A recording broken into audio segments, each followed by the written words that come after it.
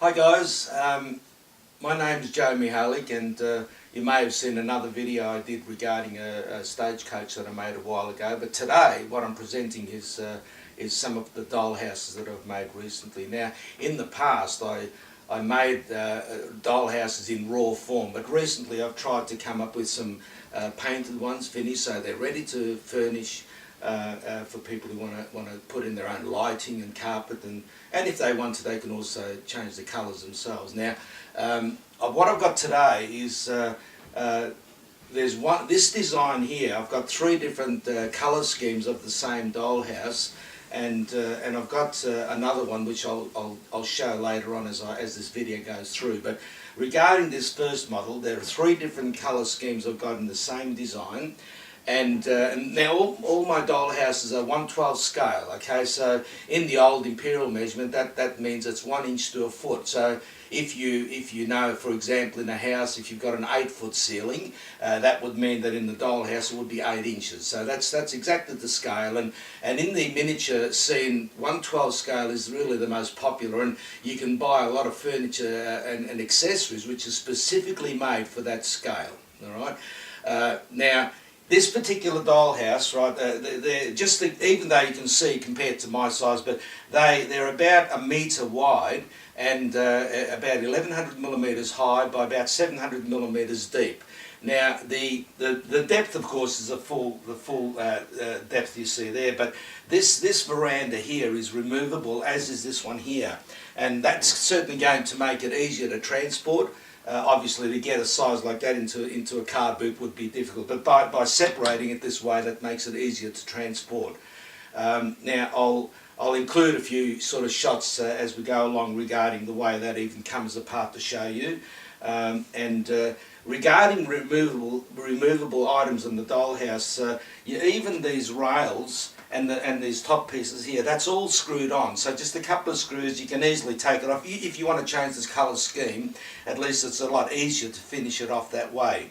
Now, regarding the roof tiles, these are dry brushed, and I'll have a zoom in shot of that as well, so you can see the detail. It gives it that weathered look and a little bit more realistic, the way you'd find on a real house. It's a lot of work to get this. Each tile has been, of course, glued on individually, and once again, even the size of these tiles are pretty well to scale. Okay, now we've got the removable veranda, this one, and of course this one here. And once again, these top pieces, the rails, that all comes apart, and I'll edit in some shots as I take this out to show you how easy that is to come apart. It's only really, like in this case here, we've got a screw here, one here and one over there as well. This piece here, a couple of screws holds that on, so again, if you want to change the colour, that easily comes off. And let's have a look. Now the chimney, that's another thing, and I'll have once again another close-up shot there. The chimney, a couple of screws, that comes off. Look, it's just easy it reduces the weight and all that while you're transporting it around. Now, if you want to as well, I haven't got casters on the bottom of these, but there is provision on the bottom that you can put casters on. So if you've got the dollhouse on the floor and you want to rotate it around to get inside, and it makes it a bit easier to do that as well. Now later on I'm going to show some internal shots. These particular design, the open back design, because some dollhouses have where the whole front might hinge open, but these are the open back design. Probably a little bit cheaper to do it that way, and not everyone likes that kind of design, but that's what I do. Otherwise it ends up being really a lot more costly when you start having hinges and all that sort of thing. Now, let's have a look. What I'll do later on, I'll go on the inside to show the way the stairs are removable, and what I've done with these as well. And once again, you'll see shots of this.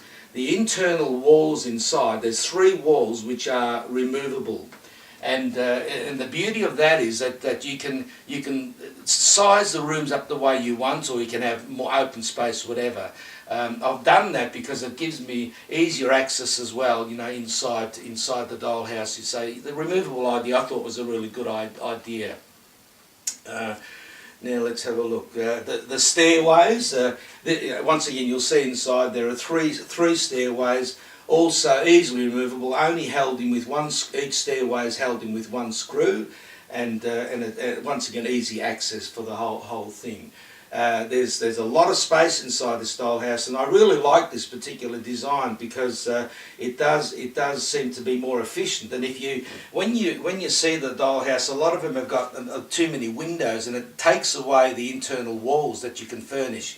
In this case here, the second floor has really only got maybe, I think it's only one window on the side and this diamond window under here. That's all. So that particular floor gives you a lot of option.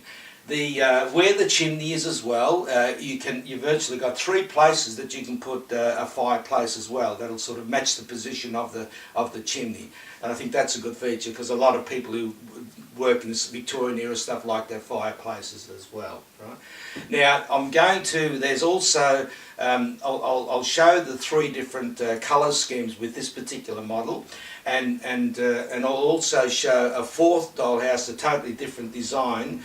And that one, even though it's painted, there's a little bit more work to do inside. I haven't painted the inside, and I haven't put any architraves or skirtings on the inside of those. So that particular one is a little bit more work for you to decorate inside. But it's a really nice dollhouse, and I'll include that as I go later on into the editing of that. So as I'm talking, I'll be showing the three different colour schemes, so you can have a bit of a look at that.